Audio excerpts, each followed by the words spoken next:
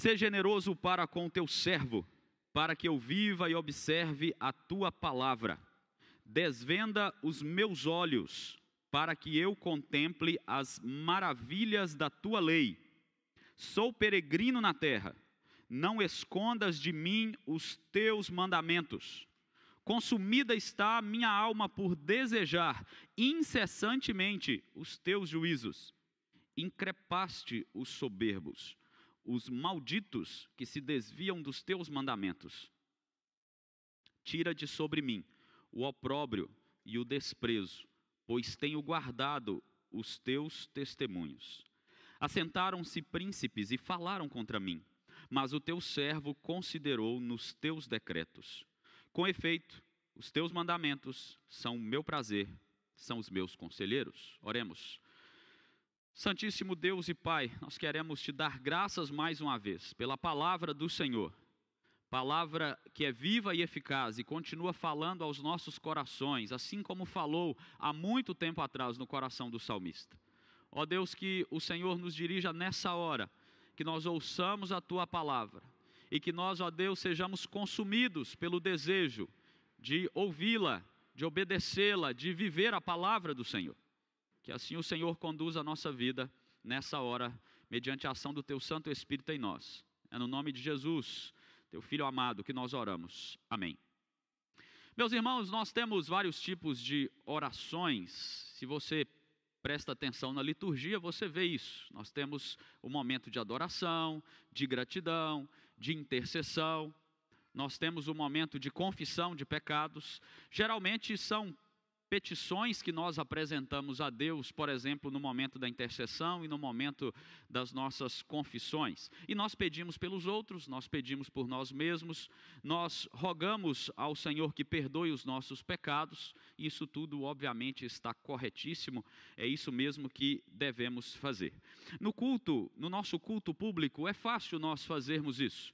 Mas eu quero pensar contigo que no nosso dia a dia, muitas vezes, nós até fazemos petições ao Senhor, mas nós fazemos às vezes um pouco desvinculado da palavra do Senhor. Nós pedimos a Ele muitas coisas, nós pedimos ao Senhor muitas coisas, mas nem sempre as nossas petições são parecidas com essa petição, com essas petições que o salmista está fazendo aqui.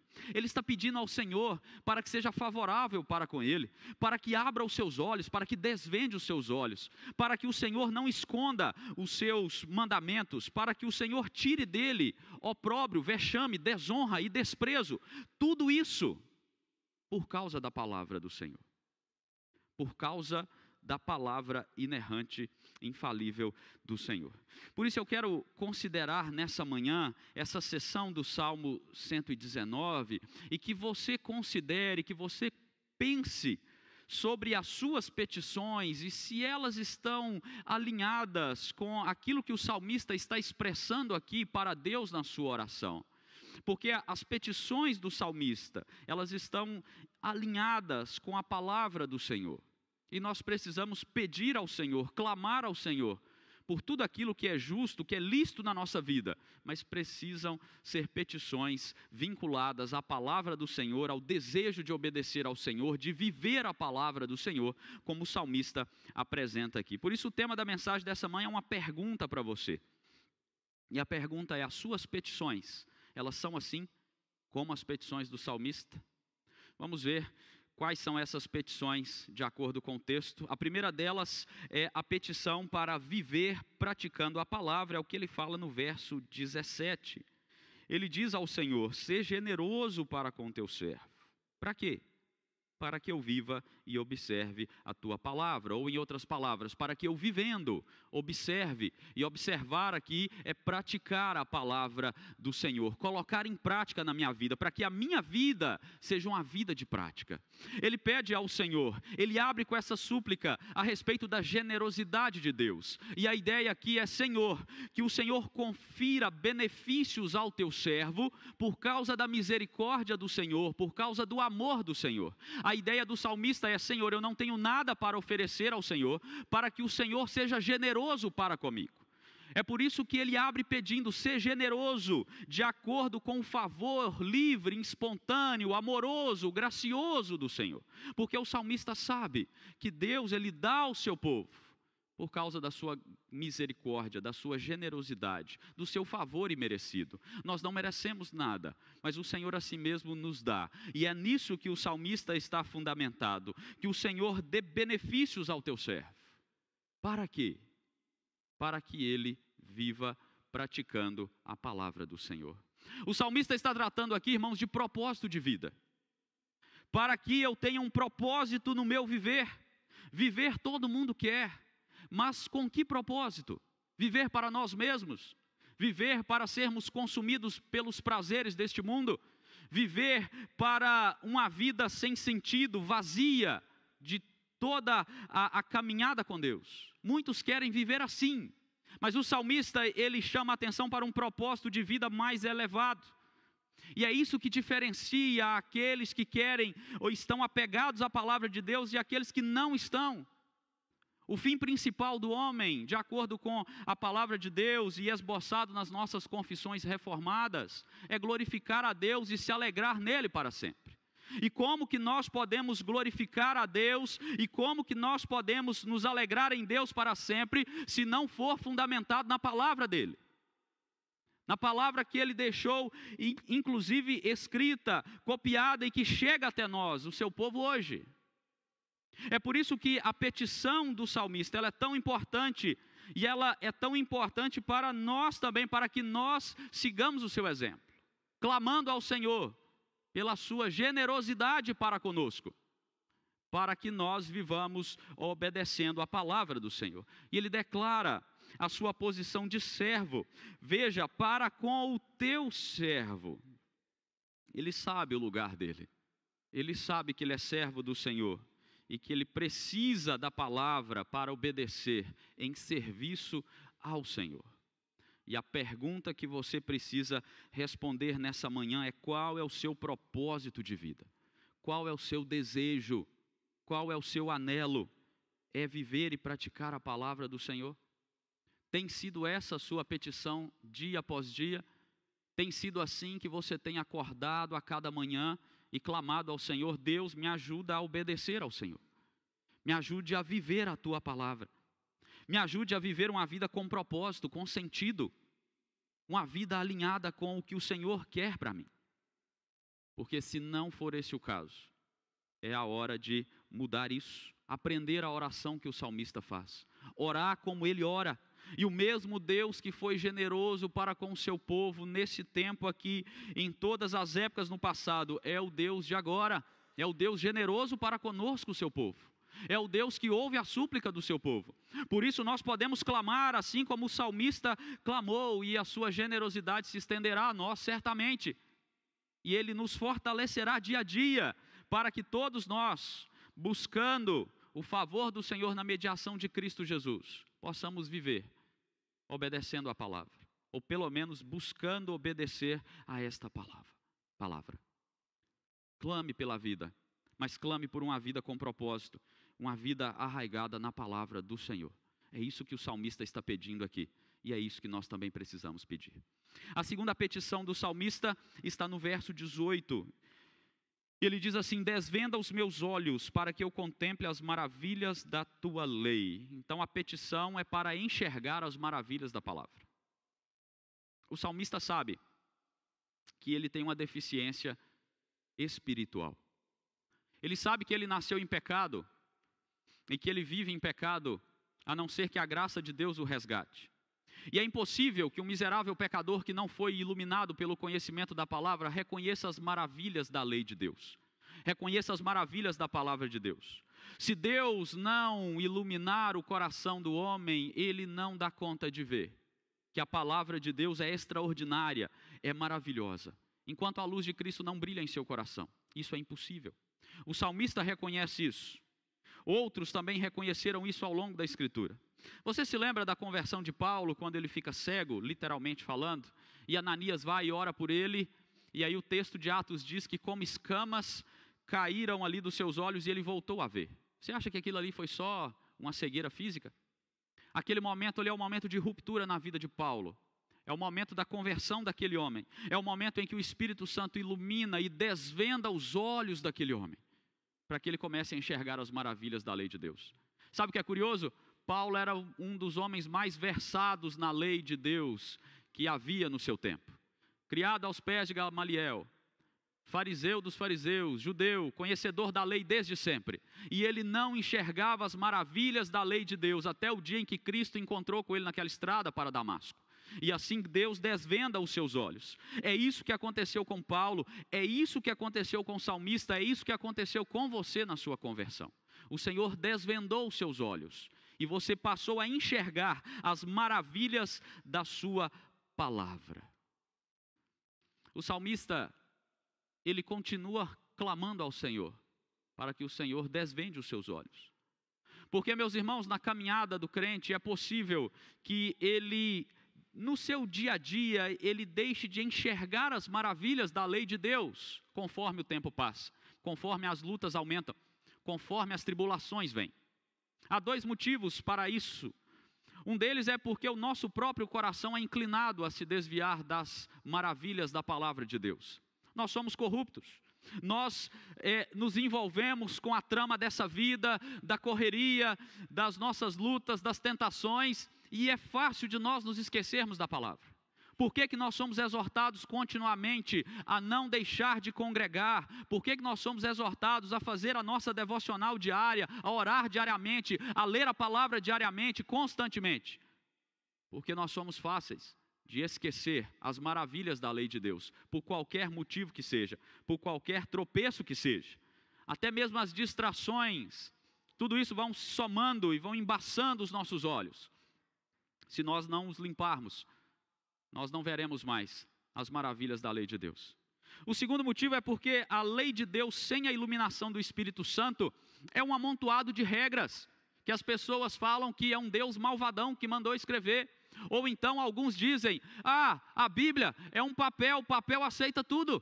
Você já deve ter ouvido falar coisas dessa natureza. Porque olhar para a palavra de Deus sem a iluminação do Espírito Santo levará as pessoas a não reconhecê-la como a própria voz de Deus, impressa, escrita num papel, gravada nos corações daqueles que foram transformados pelo Senhor. Por isso é tão significativo que continuemos a clamar dia a dia, mesmo após a nossa conversão. Ó Deus, desvenda os meus olhos, para que eu não perca de vista as maravilhas da Tua lei, para que eu enxergue dia a dia como é grandioso, como é extraordinário a palavra do Senhor, que é viva, que é eficaz, que fala ao nosso coração. Paulo, quando vai falar da lei aos Romanos, lá no capítulo 3, ele diz assim: a lei simplesmente mostra quanto somos pecadores. E aí depois, lá no verso 30, ele diz: Deus declara justos tanto judeus como gentios somente pela fé. Então, se nós enfatizamos a fé, quer dizer que podemos abolir a lei? Ele diz: claro que não. Na realidade, é só quando temos fé que nós cumprimos verdadeiramente a lei. A palavra de Deus, a lei de Deus, ela mostra que nós somos pecadores. Essa para mim é uma das maiores maravilhas da lei de Deus, porque se Deus não nos desse a sua lei, nós nem saberíamos que estávamos em rebelião contra Deus, em desobediência flagrante ao Deus santo, ao Deus justo, que voltará para julgar todas as coisas. Mas a lei de Deus nos mostra que nós somos pecadores e que nós precisamos de salvação. A lei ela é boa, como disse Paulo. O problema somos nós, quebradores da lei. Mas o Senhor Jesus Cristo é aquele que cumpriu a lei perfeitamente, para que nós estivéssemos diante do Senhor. Tudo isso está na palavra do Senhor, e é maravilhoso, é extraordinário entender essas coisas, porque Deus desvendou os seus olhos um dia, porque Deus está limpando a sua visão espiritual durante a sua caminhada. Então nós precisamos compreender essas coisas, nós precisamos desse desvendar continuamente. E mais uma vez eu te pergunto, essa tem sido a sua petição dia a dia? Essa tem sido a sua caminhada? Nós precisamos da iluminação do Espírito Santo de Deus, para entender inclusive o que nós lemos. Nós precisamos de pessoas capazes que nos ensinam a olhar para a Bíblia com um olhar diferenciado. Nós precisamos de recursos que Deus tem dado na caminhada para enxergarmos as maravilhas da lei de Deus. O que nós não podemos fazer é simplesmente fechar a palavra de Deus, ou então nós lermos a palavra como uma criança, como um adolescente que ainda está começando, fala, eu não entendo nada disso. A gente fala, calma, vai entendendo. A vida inteira é um aprender da palavra de Deus, é se maravilhar a cada dia, a cada momento em que você está ali lendo a palavra, ouvindo a palavra, e você está ali sendo direcionado pelo Espírito Santo de Deus, e você se maravilha, você fala, meu Deus, como a sua palavra fala ao meu coração, como a sua palavra transforma a minha vida, como a sua palavra é maravilhosa na minha caminhada. Para que nós enxerguemos a palavra de Deus como extraordinária, como viva, como eficaz, nós precisamos que o Senhor desvende os nossos olhos. Senão nós vamos caminhar como, inclusive, os liberais, aqueles que se dizem crentes, mas olham para a palavra e dizem, não, isso aqui não foi inspirado, não, isso aqui não é a palavra, isso aqui foi um acréscimo, não, isso, aquilo outro, e por aí vai. Que você não fique nisso, mas que você clame todos os dias, Deus, desvenda os meus olhos para que eu contemple as maravilhas da tua lei. A terceira petição do salmista está no Salmo 19, no verso 19, perdão. A petição para que Deus não esconda a palavra dele. E antes dele falar isso, ele tem uma sentença aí, no início do verso 19. Ele diz, eu sou peregrino na terra, por isso não esconda a tua palavra de mim. Não esconda os teus mandamentos de mim. Veja bem, há uma possibilidade, nós falamos isso no primeiro sermão, de que esse salmo foi escrito no exílio. Então, se ele foi escrito no exílio, há uma profundidade ainda maior nessa ideia de peregrino na terra. Ele está longe de Jerusalém. Mas pode ser também, alguns dizem, que foi o próprio Davi que escreveu esse salmo, ou alguém que estava em Jerusalém. Mas isso não é relevante no sentido de determinar as coisas, porque a ideia do peregrino na terra é uma ideia que acompanha o povo de Deus desde sempre. Se nós olharmos desde o Antigo Testamento, o povo de Deus tem essa ideia de peregrinação. Até porque quando Deus promete a Canaã, a terra prometida, aquele povo tem a consciência de que aquela terra não é a final. O autor de Hebreus nos explica isso, que eles esperavam, eles almejavam uma terra que haveria de vir, porque há uma promessa de um novo céu e nova terra, cujo os crentes devem aguardar. Então, a expressão de peregrinação, como diz lá em Hebreus capítulo 11, quando ele fala dos antepassados, que ele chama de heróis da fé, ele diz, todos estes morreram na fé, sem terem recebido as promessas, mas vendo-as de longe, crendo, abraçando-as, confessaram que eram estrangeiros e peregrinos na terra. Aí Pedro vai tratar isso na sua carta, Paulo vai tratar isso em alguns momentos também, falando de que nós somos peregrinos nessa terra. Nós estamos aqui de passagem, porque há uma terra prometida que ainda nós aguardamos. O novo céu e nova terra que descerá, a nova Jerusalém, da qual fala Apocalipse, quando Jesus Cristo voltar e restaurar todas as coisas. Eu já falei isso aqui com os irmãos, o céu não é o nosso destino final. O destino final é esta terra, esse cosmo, esse universo restaurado por Jesus Cristo. É por isso que Paulo fala aos romanos que até mesmo a criação geme e suporta dores, esperando a nossa restauração, esperando a nossa redenção. Então a ideia de peregrinos nessa terra deve acompanhar a nossa mentalidade de povo de Deus aqui. E o salmista, munido dessa ideia, ele deseja que o Senhor o oriente pela sua palavra nessa peregrinação. É por isso que ele diz, eu sou peregrino, então não esconda de mim a tua palavra, os teus mandamentos, porque ele sabe que se ele peregrinar nessa terra, sem a palavra do Senhor para direcioná-lo, sem a lâmpada para os seus pés no caminho, ele perecerá, ele não conseguirá chegar ao destino final. É por isso que ele diz essas coisas, e ele sabe também que se Deus não se revelar ao homem, Ele pode ouvir, mas ele não vai ouvir, ele não vai entender. Ele pode ouvir o melhor sermão do mundo, ele pode ouvir toda a palavra de Deus, ele pode ler a palavra de Deus. Se Deus esconder a palavra do homem, ele não compreende. O salmista também sabe disso. Então há essa preocupação no coração dele, que o Senhor não o deixe sem entender a palavra, sem o entendimento da palavra, que ele precisa incessantemente para guiar a sua vida, enquanto peregrino nessa terra, enquanto caminha nessa terra. Um peregrino é alguém que está em um ambiente fora do seu lar, num ambiente muitas vezes hostil, um ambiente em que ele está privado da companhia daqueles que lhe são familiares. E é interessante que a nossa peregrinação nessa terra, o Senhor nos permite um vislumbre da terra final, porque todos nós aqui estamos peregrinando, e nós não estamos sozinhos, nós temos uns aos outros na caminhada. Mas se nós não estivermos ligados a Cristo Jesus e à palavra de Deus, nós somos apenas um grupo de peregrinos que não sabe para onde está indo, ou não tem um propósito de onde chegará, não tem um guia, não tem um mestre, não tem uma orientação, mas nós temos a palavra do Senhor. Por isso essa petição, esse entendimento de que nós somos peregrinos, que perpassa toda a Escritura, precisa acompanhar a nossa caminhada. E nós também devemos peticionar a Deus: ó Deus, não esconda a tua palavra de nós, porque nós estamos nessa peregrinação, e nós não sabemos quanto tempo ainda teremos de peregrinação. O Senhor o sabe. É por isso que nós devemos orar, irmãos, reconhecendo, somos peregrinos nessa terra.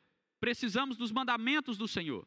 Precisamos que o Senhor ilumine o nosso caminhar até a nova Jerusalém, até o novo céu e nova terra restaurado, até aquele dia em que Cristo estará vindo nas nuvens e nós celebraremos a chegada do nosso Rei. Até aquele dia, nós precisamos que o Senhor continue a revelar os seus mandamentos para nós, que Ele não esconda a sua palavra de nós. Deus esconde a palavra do ímpio. Deus vira o rosto para o ímpio. Deus dá as costas para o ímpio. Mas o seu povo não. O seu povo deve continuar clamando: Senhor, continue a se revelar a nós, e Ele certamente o fará, porque é Ele que está conduzindo o seu povo na peregrinação até a terra prometida, até a terra final. Sem a palavra de Deus, irmãos, não é possível chegar lá. Sem a palavra de Deus, não chegaremos lá. E a quarta e última petição que o salmista apresenta, ela está no verso 22.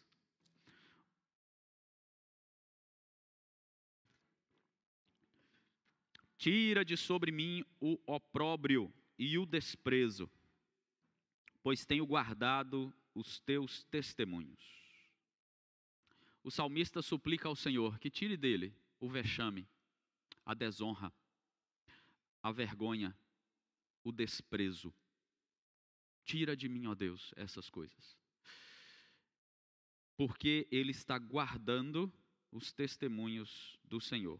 Ele diz na segunda metade do verso 22, pois tenho guardado os teus testemunhos. Tem um problema acontecendo com o salmista. Você vê no verso 21 que o salmista fala dos soberbos e dos malditos que se desviaram da palavra do Senhor. No verso 23 você vai ver ele citando os príncipes escarnecedores, estão escarnecendo a ele, ao salmista. Estão falando mal dele, estão zombando dele, estão desprezando ao salmista. E por que eles estão desprezando? Porque o salmista busca obedecer à palavra do Senhor. Porque o salmista deseja obedecer ao Senhor. Porque o salmista está apegado à palavra do Senhor. É por isso que essas pessoas estão cumprindo aquilo que diz no Salmo 1. Eles estão montando a roda dos escarnecedores contra o salmista. E o que o salmista faz? Ele apresenta a sua petição por livramento a Deus. Ele está sendo atribulado por causa da palavra. Ele está sendo desonrado, humilhado, porque ele está seguindo a palavra do Senhor. Ou ele está buscando viver de acordo com a palavra do Senhor. Nada mais atual do que isso, irmãos.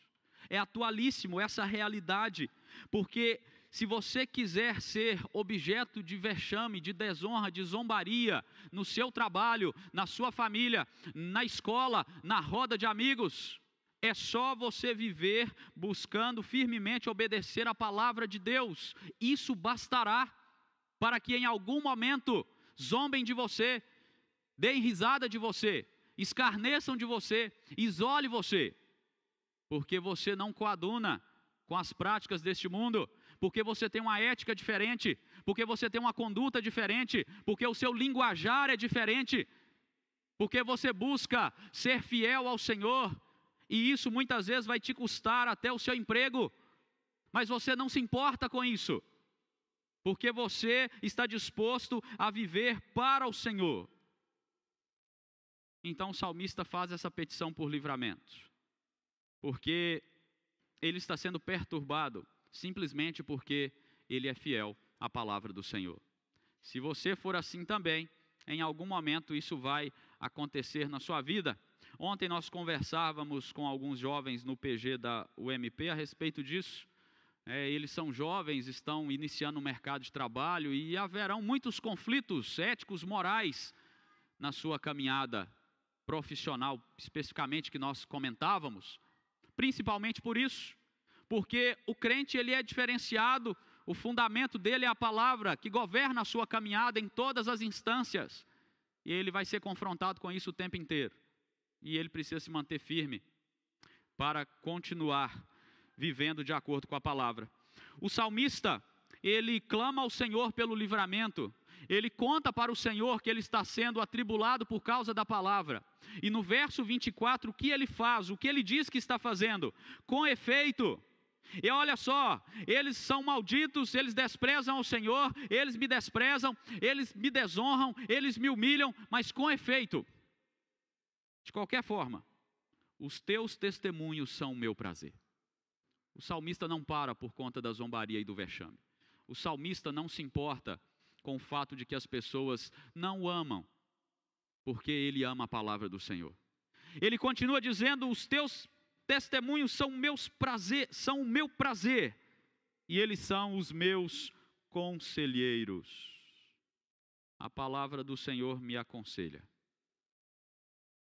E aqui tem um adendo importante: nós buscamos conselheiros de toda ordem, e muitas vezes o conselho está fechado, a Bíblia está fechada, a palavra de Deus está fechada. Muitas vezes nós contamos das nossas tribulações e dos nossos problemas para o mundo inteiro, mas não contamos para Deus. Geralmente quando alguém vem conversar com a gente, cadê o pastor Davi? Sentou em lugar diferente hoje. Conversar com os pastores, né? E aí conta tudo, e às vezes a gente faz uma perguntinha assim: você já falou com Deus? Não, ainda não. Fala: mas como assim? Vai embora, fala com Deus, depois você volta para o aconselhamento. Porque nós precisamos do conselho do Senhor, e a palavra dele nos corrige, nos exorta, nos direciona, nos aconselha. E a pergunta é: essa também tem sido a sua petição? Senhor, me livra, porque eles estão me perseguindo, me atribulando por causa da palavra. Agora, se você é um crente secreto, ou se você é aquele crente só na verniz, só no título, essa petição jamais vai chegar na sua boca. Porque não faz sentido pedir algo que não acontece na nossa vida. E a Escritura Sagrada ela é muito clara: todos os que querem viver piedosamente em Cristo Jesus serão perseguidos, serão atribulados, serão humilhados em algum momento da sua caminhada por causa da palavra de Deus. Isso vai acontecer na sua vida, e nesse dia é para você glorificar a Deus, e é para você continuar clamando a Ele: Senhor, o Senhor está vendo o que eles estão fazendo, livra-me, tira-me disso, mas eu vou continuar me deleitando na sua palavra. Eu vou continuar buscando conselhos com o Senhor. Eu vou continuar buscando obedecer a palavra do Senhor, porque importa obedecer a Deus e não aos homens. Pense nisso. A petição por livramento é para essas horas. Então, quando chegar, faça essa petição. Eu quero concluir perguntando a você mais uma vez: essa tem sido as suas petições? Essas são as suas petições? Petição para viver praticando a palavra, petição para enxergar as maravilhas da palavra, petição para Deus não esconder a sua palavra, petição por livramento por causa da palavra. Leia comigo o verso 20. Olha o que o salmista diz: consumida está a minha alma por desejar incessantemente os teus juízos. Consumida é uma palavra bonita, é a palavra, a minha alma está esmagada.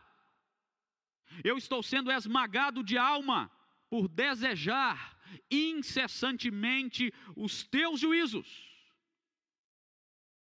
Vamos fazer uma autocrítica? Nossa oração está distante do verso 20.